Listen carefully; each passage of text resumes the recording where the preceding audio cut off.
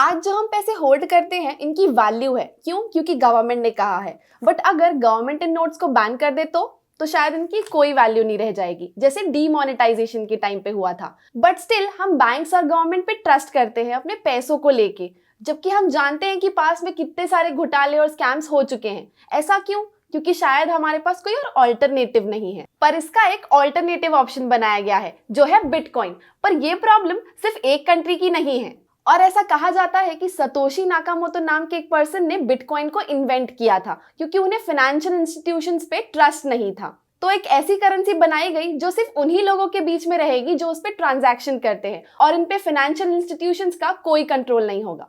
Hello everyone, welcome back to Ticker. मैं हूं कीर्ति और आज हम बात करेंगे कि बिटकॉइन क्या होता है, कैसे जनरेट होता है और क्या इंडिया में इन्वेस्ट करना लीगल है।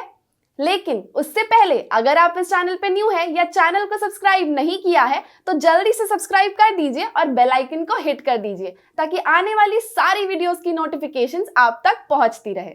बिटकॉइन हमेशा से ट्रेंड में रहा है उसकी वैल्यू के इंक्रीज के कारण, और ट्रेडर्स भी इसीलिए बिटकॉइन को प्रेफर कर रहे हैं क्योंकि उनकी प्राइस पिछले कुछ सालों में बहुत ज्यादा बढ़ गई है। बट बिटकॉइन क्या सिर्फ इन्वेस्टमेंट पॉइंट ऑफ व्यू से बनाया गया था? जी नहीं, बिटकॉइन एक नॉर्मल करेंसी के हिसाब से बनाया गया था। जैसे हम रुपीज में कुछ पे करते हैं और बाय करते हैं, वैसे ही बिटकॉइन बनाने का भी यही मोटिव था कि उसे नॉर्मल गुड्स बाइंग या फूड परचेजिंग में यूज किया जा सके।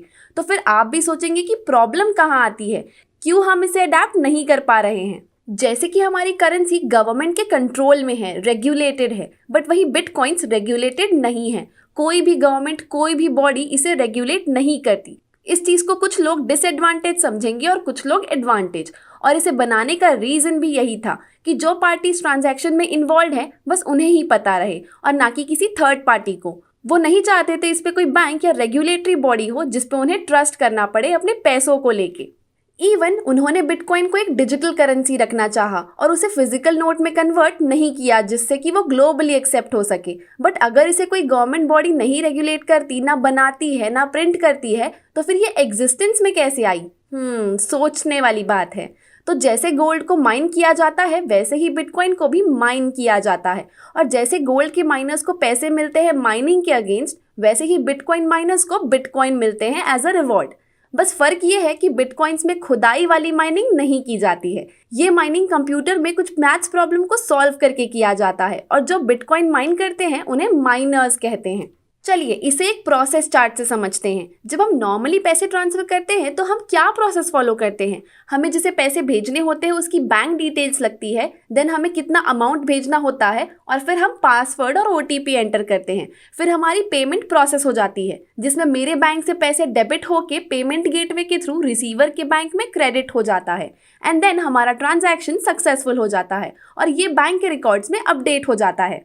तो in the same way bitcoin send और रिसीव करने के लिए एक डिजिटल वॉलेट का यूज किया जाता है, और बैंक डिटेल्स जैसे ही एक यूनिक ID और पासवर्ड का यूज किया जाता है। तो अगर मुझे बिटकॉइन रिसीव करना हो तो मैं अपनी ID शेयर करूंगी। तो अब जैसे मान लेते हैं मुझे अंतरा को एक बिटकॉइन सेंड करना है अपने डिजिटल वॉलेट के थ्रू, तो हो सकता है सेम टाइम पे बहुत से लोग ऐसे ट्रांजैक्शंस कर रहे हो। तो एक सॉफ्टवेयर होता है जो ये सारे ट्रांजैक्शंस को बंडल फॉर्म में बनाता है जिसे ब्लॉक कहा जाता है, और फिर ये ब्लॉक माइनर्स के नेटवर्क पे भेज दिया जाता है। तो माइनर्स जल्दी जल्दी इस ब्लॉक को वेरीफाई और सॉल्व करने का ट्राई करते हैं, और जैसे ही ये सॉल्व होता है वो एक लेजर पे अपडेट हो जाता है जहाँ पे सारे ट्रांजैक्शंस रिकॉर्ड होते हैं, जिसे ब्लॉकचेन कहा जाता है। और ये ब्लॉकचेन हर एक ट्रांजैक्शन पे अपडेट होता है और सारे माइनर्स के पास रहता है जिसे वो फ्यूचर ट्रांजैक्शंस के लिए रेफर किया जा सके। तो जो माइनर्स ये वेरिफिकेशन सॉल्व सबसे पहले करते हैं उन्हें बिटकॉइन दिया जाता है एज अ रिवॉर्ड। बट जितना आसान ये साउंड कर रहा है उतना आसान नहीं है, क्योंकि एट अ टाइम बहुत से माइनर्स ब्लॉक को सॉल्व करने का ट्राई कर रहे होते हैं। तो स्पीड, टाइम एंड कंपटीशन का फैक्टर आ जाता है, और हर माइनर यही ट्राई कर रहा होता है कि वो सबसे पहले पजल को सॉल्व करे जिससे उसे ही रिवॉर्ड मिले। और साथ ही ये जो मैथमेटिकल पजल होते हैं वो बहुत ही ज़्यादा कॉम्प्लेक्स होते हैं जिन्हें क्रैक करना इतना आसान नहीं होता। बट इसका मतलब ये नहीं कि जितना भी माइन करते जाओ उतने बिटकॉइन सर्कुलेशन में आते रहेंगे। दुनिया में सिर्फ 21 मिलियन बिटकॉइंस ही हो सकते हैं, जिसमें से around 18.5 million bitcoins already existence में आ चुके हैं, और पूरे बिटकॉइंस जनरेट होते होते तो साल 2140 हो जाएगा। इसीलिए हर कोई बिटकॉइन माइनर नहीं बन सकता। तो इसके लिए आप बिटकॉइंस एक्सचेंज से भी खरीद सकते हैं, जैसे कि आप स्टॉक्स को लेते हैं। और जैसे हमारे स्टॉक्स डीमैट अकाउंट में स्टोर होते हैं, वैसे ही बिटकॉइन स्टोर करने के लिए भी एक डिजिटल वॉलेट का यूज किया जाता है, जैसे कि ज़ेपपे, कॉइनबेस, ऐसे कुछ एक्सचेंज है इंडिया में जिसके थ्रू आप बिटकॉइन ले सकते हैं। और ये बिटकॉइन आप रियल करेंसी को एक्सचेंज करके भी ले सकते हैं। क्या आप जानते हैं जब बिटकॉइन आए थे तब एक पर्सन ने 2 पिज्जा खरीदे थे बिटकॉइन के एक्सचेंज पे, बट आज की डेट में एक बिटकॉइन की वैल्यू है अप्रोक्सीमेटली 26,67,150 रुपीज, यानी आप 26 लाख रुपीज देके एक बिटकॉइन खरीद पाएंगे। बट बात ये आती है कि क्या बिटकॉइन इंडिया में लीगल है? क्या आप उसे खरीद के रख सकते हैं? क्या बिटकॉइन इंडिया में बैन हो सकता है? और अगर आप उसे ओन करते हैं तो क्या बैन होने से आपका बिटकॉइन लूज हो जाएगा? जैसा कि हमने डिस्कस किया कि बिटकॉइन को एक करेंसी के जैसा बनाया गया है, बट इसमें कोई रेगुलेटरी बॉडी नहीं है, तो इसे इंडिया में भी रेगुलेट नहीं किया जाता, तो कोई रूल्स एंड रेगुलेशंस भी नहीं है। तो अगर आप इन्वेस्ट करेंगे तो कंप्लीटली आपका रिस्क होगा। तो सपोज अगर आप बिटकॉइन वॉलेट का पासवर्ड भूल जाते हैं तो उसे रिकवर करना बहुत मुश्किल है, और ऐसा एक पर्सन के साथ हुआ भी है। बट अगर सेम चीज नॉर्मल करेंसी में होती है, सपोज मैं नेट बैंकिंग का पासवर्ड भूल जाऊं, तो आई हैव ऑप्शंस जिससे मैं रिकवर कर सकती हूँ या बैंक के पास जा सकती हूँ, बट एटलीस्ट मैं अपने पैसों को खोऊंगी नहीं।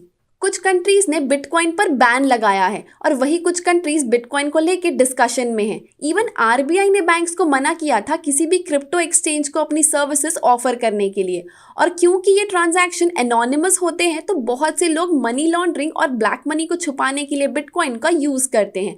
तो ये सारे फ्रॉडलेंट एक्टिविटीज की वजह से बिटकॉइन पे टेम्पररी बैन लगाया गया था। बट जब ये केस सुप्रीम कोर्ट पर आया तब कोर्ट ने इसे अनकॉन्स्टिट्यूशनल बताते हुए वर्डिक्ट दिया और ये कहा कि हर एक को ट्रेड और बिजनेस करने का राइट है, और अगर कोई एग्जिस्टिंग लॉज वायोलेट नहीं हो रहे हैं तो वो कर सकते हैं, और अगर क्रिप्टो से एक न्यू इंडस्ट्री स्टार्ट हो रही है तो वो ये भी कर सकते हैं।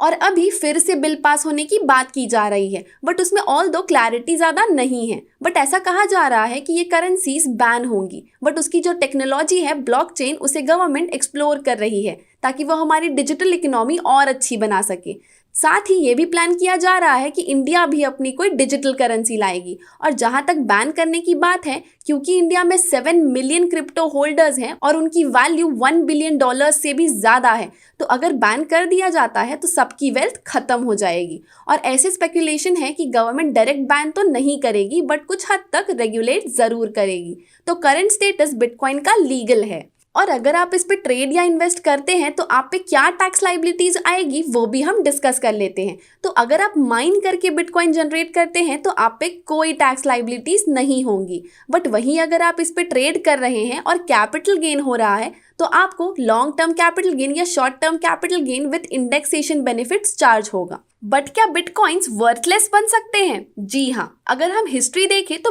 बहुत सी करेंसीज फेल हुई हैं और अब यूज में नहीं है, जैसे कि जिम्बाब्वियन डॉलर्स।